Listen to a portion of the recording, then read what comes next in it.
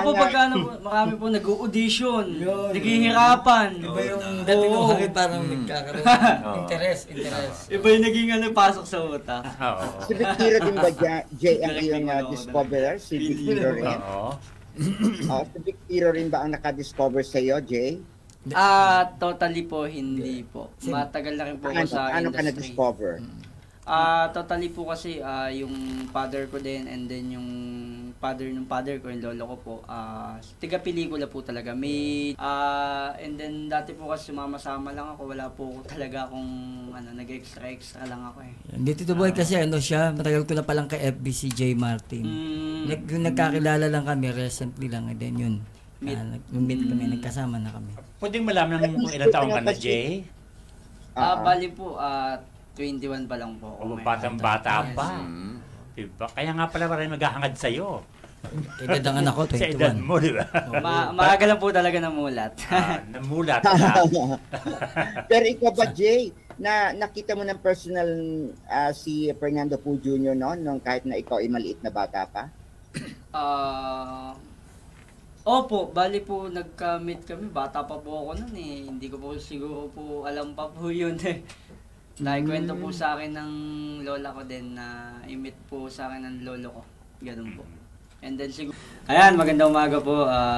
Unang-una po, nagpapasalamat po ko sa aming director, kay Direk Victero. Ayan, ngayon pa lang talagang umaapaw ng suporta, lalo sa mga kaibigan namin sa industriya. At sana ating abangan ang mga susunod pang pangyayari. Ayan lang po. Maraming salamat po. Pwedeng Jay, Martin, alam ko, galing ka sa di ba? Sa Batang Quiapo. Yes po. Pwede mo ikwento ang naging papel mo doon sa Batang Quiapo? Totally po, napakarami. Since probinsyano pa po. Talaga? Yes po. Ako kasi po, kung ano pong opportunity ang ibigay din sa akin, go lang din naman po ako eh. Isa din po ako sa naging part na rin ng pamilyang probinsyano. Hanggang sa ngayon, Batang Quiapo. Naging pamilya ko na rin po sila eh. And then, pagka may mga roles po na fit sa akin, ayun po. So, Jay, wala ka pinipiling role? Yes po. Ito pong last ko po, nagkaroon po ako ng role. Yung classmate ko po si Lobby po bilang Mokang. And then, ayun po, kung napanood nyo po yung debut po namin.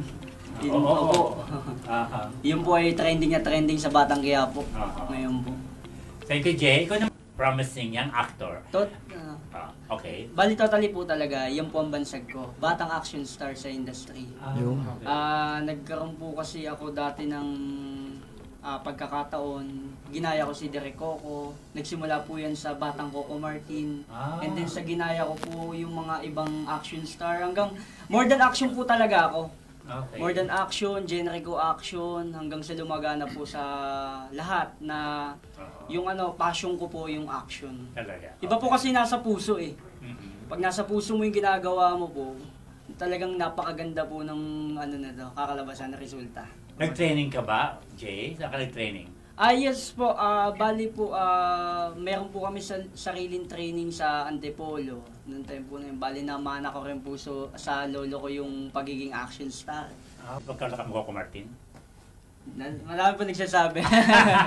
Kayo ba, Martin, ang ginawa mong, Jay Martin, ang ginawa mong screen name? Yan po talaga noong time po nagka-manager ako dati. Kasi ginagaya ko po si Coco Martin, talagang idol ko po siya noong time na yun. Since pa yung teleserye nila ni Julia Montes.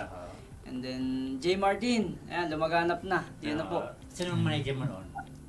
Si Direk Jairel Garcia po. Sino? Jairel Garcia. Under po ng Gospel dati. Gospel Media Production. Ngayon man, sinong manager mo? Totally po, sa ngayon wala po. Wala pa. Di ako pahaba ka na kay Direk Vic. Para siyang kwadra ng mga artista, di ba? Isa lang. Pero naman tawag dito, pag nagawa ako, syempre, kami pa rin magkakasama. Parang mga barang FPJ, gano'n. Kung sino yung ma-identify mo sa kasama. Tulong-tulungan po, kumbaga. Yes. Ito, Miss Bata ka pa, at pwede kang maging sexy actor eh. Meron na bang offer sa'yo na lumabas sa isang sexy na role? O isang, Totally po, meron po akong ngayong inaantay lang din na project. Hindi ko muna ma-voice out kasi. Pero po, ayun po yung offer sa akin. Isang sexy ano din po. Ang para sa akin naman po, trabaho lang po. para sa ano yan? Viva Max? Surprise na muna. Okay, Viva Max. Okay, kasi hanggang saan ka ba? Victiros Max. Jay, meron ka bang limitasyon sa pagiging sexy actor o all the way ka talaga? Ano ba ang ano? Para sa akin naman po, depende naman po sa pag-uusap niya yan, ng director, kung paano namin. Kasi ako po, bilang director din, alam ko kung paano po yung ibigay sa talent, sa actor yung gantong role. Kasi alam mo kung sino ka eh. Pag nagbibigay ka ng role sa tao, kumbaga alam ng actor na kung sino siya. Mas madali po kasi may acting pag gaganon eh. So, hindi lang pala action star si J. Martin and the Mega, kundi isa rin palang sexy actor. Di pa naman. Aba, may potential ka, no? Future, di ba ka tatumboy? Oo, di ba may forma siya. So, ano ngayon ang saan ka magko-concentrate kung sakali at mabigyan ka ng pagkakataon na mas malaki ang papel, mag-action ka ba? Ano ang projection mo? Anong image na ibibigay mo sa publiko? Bilang action star ba? Bilang drama actor? Bilang sexy actor? Ano, sa palagay mo at this point? Ako kasi, Tito Boy, bali ako po kasi, ginagrab ko po bawat opportunity binibigay po sa akin. Kasi, in-explore ko, gusto ko pong, mas marami pang matutunan. Yung po, like Direk Vic, mas ano po siya sa akin, kumbaga mas senior po siya sa akin ng pagiging director. Gusto ko pong malaman kung paano po. Marami po kung hindi alam. Yes po. Explore lang po ako na-explore. Ganun lang po. So, lahat ng role gusto mong gampanan, ha? Lahat ng role, ng bawa. Maganda naman yun. Oo. Diba? Comedy. Pwede ka sa comedy. Go. Sexy, action, diba? Drama, diba? Kasi marami pong ito pong katayuan ko, marami naghahangad, papalampasin ko pa ba? Siyempre, naghahangad. Naghahangad sa iyo. Ikaw ba naghahangad? Iba yung dating ng hangad eh. Walang nagyuyuko. Si Victiro, di ba po pagka marami po nag-audition, naghihirapan. Iba yung dating ng hangin parang nagkakaroon ng interest. Iba yung naging pasok sa utak. Si Victiro din ba, Jay, ang iyong discoverer? Si Victiro rin? Si Victiro rin ba ang nakadiscover sa iyo, Jay? Totally po, hindi po. Matagal na rin po ako sa Ano ka industry. na-discover? Totally po kasi yung father ko din and then yung father ko, yung lolo ko po, tiga pelikula po talaga. J. Martin, your parting shots, please. Ayan, bali po sa akin, maraming salamat po sa pagkakataon ito. Mabigyan ng pagkakataon mo panayam ninyo po. Kay Direk Vic, maraming salamat po sa opportunity. Nagtiwala ka sa arte ko, sa talento ko, na naibigay ko naman, naibinigay ko yung best ko. Yes. At yun, at syempre, sana patuloy po kayo magsuporta sa amin, hindi lang sa akin. At syempre, nagpapasalamat po ako sa mga patuloy din na sumusuporta sa akin. Simulat noon hanggang ngayon, maraming salamat po.